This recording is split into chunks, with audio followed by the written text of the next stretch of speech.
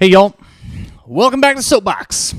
So it is 2023 and I want to get back at it this new year. We're going to dive right in. I want to talk today about the one, the only, the living legend himself.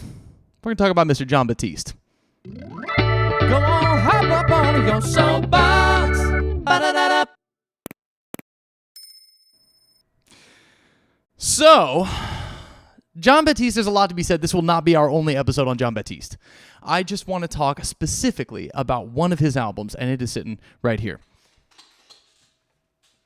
Today, we're going to talk about Jon Batiste's 2018 album, Hollywood Africans. If you do not have this album, I suggest you go and get it. I got my copy at Criminal Records down in Little Five Points in Atlanta, Georgia. Criminal Records, they have an excellent selection. It's a great place to hang out. Little Five Points is pretty dope as well. You can have a beer, you can smoke a little, maybe have a bite to eat, buy a crystal at one of the many crystal shops. There's a great Native American shop down there as well. All sorts of cool stuff to do, including Criminal Records. So go to Criminal Records, you will find some real gems. So this album is just top to bottom masterful. I want to talk a little bit about Jon Batiste's techniques and Jon Batiste's I don't know. I don't want to say influence on me because as I listen, I definitely pick up some of what he's doing, but he does some really incredible work. He has many, many albums, but this album in particular, absolutely fantastic. So, it kicks off with him doing a low down sort of dirty blues, like old blues, you know.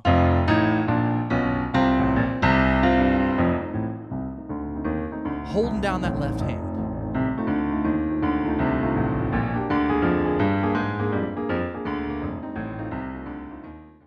Kenner Boogie. And there is something refreshing about hearing a modern artist, and this is in 2018, y'all. So a modern artist just holding down some good old-fashioned blues. And if you know anything about the piano, the blues, that sort of pattern, that is just groovy any way you look at it.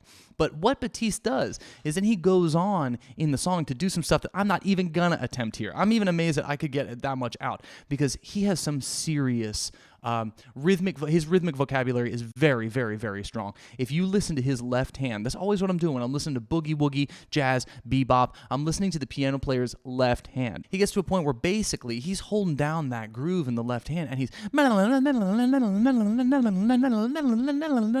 so it's almost like his brain is playing in two different time signatures. He's got the left groove almost on automatic. Almost. You can tell he's still making choices. That is just some really, really good stuff. When it comes to Jon Batiste, this is an artist who I feel like has become so good at his instrument that he could probably make any sound he wants. He's got in here St. James Infirmary Blues, which is sort of like a throwback. And then you've got like Nocturne No. 1 in D minor is side B. It's just so cool.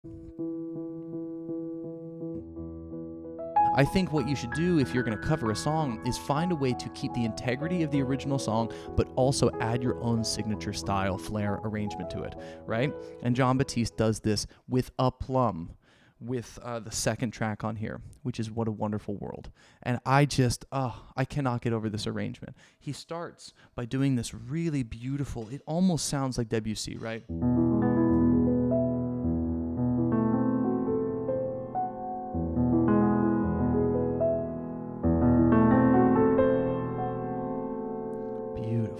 I mean, I'm not doing it nearly justice because he really plays it just, it's almost like water, ocean waves.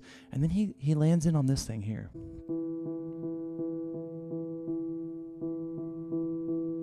And I love this. I love that he strips the song down and puts all the emphasis on this one note. It's almost like moment to moment to moment. It's bringing you into I see trees are green, red roses too. I see them bloom for me and for you. And I think to myself,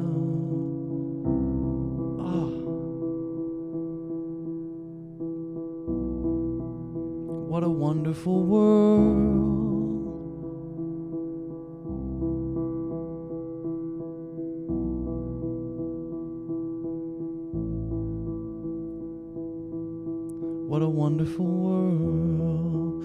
it is so good. It's so tender, and it's so beautifully his own. When I listen to that as a musician, as an artist, it gives me chills. It brings tears to my eyes. It chokes me up because what an arrangement. What a powerful way to deliver that song. And Armstrong obviously wrote this beautiful tune, and it has such a wonderful message. And it's not to get too into it here, but to hear a Black American man singing about the light of the world and how beautiful it is a sign of courage and hope and love, because few people have had it harder than Black Americans. And so, not that should assuage, white guilt or white shame or anything like that.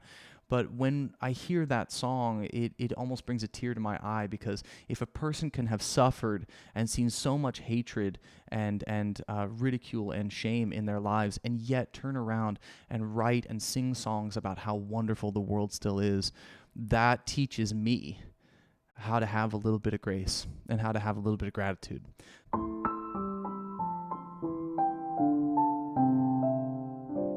Here's almost what I think of as the gem of the album.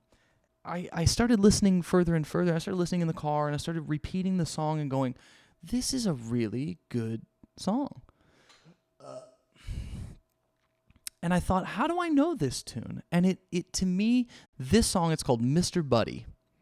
And it is a fabulous, it's just like, it's funny, it's heartbreaking, it's sincere. I think Jon Batiste is maybe one of the most sincere pianists and artists living. Now, I don't know all the living pianists and all the living artists, so I can't really say that. But in my catalog, in my playlists, in my list of artists on my phone and through vinyls, I think he just brings such heart to his music. It's really a beautiful thing to witness.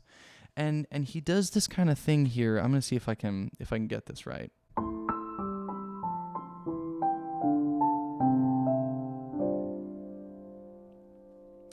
Mr. Buddy was someone who never steered me wrong. He was always singing a good song. Even when some folks would hiss and cheer, he wouldn't bend. He was always gonna be him.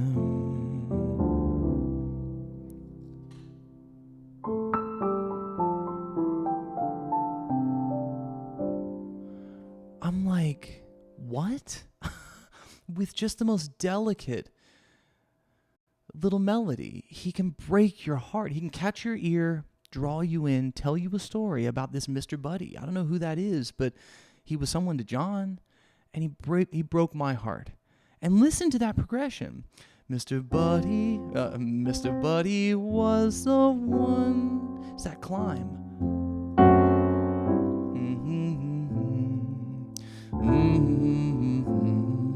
And then this right here. You know what that reminds me of? That reminds me of And So It Goes by Billy Joel. Now, we haven't talked about Billy Joel, and Billy Joel is a big influence on me, but I want to, eventually, I'll talk a bit about Billy Joel. I want to do a whole episode on sister songs, on songs that sound like other songs or maybe are influenced by them. Now, that's just a cadence.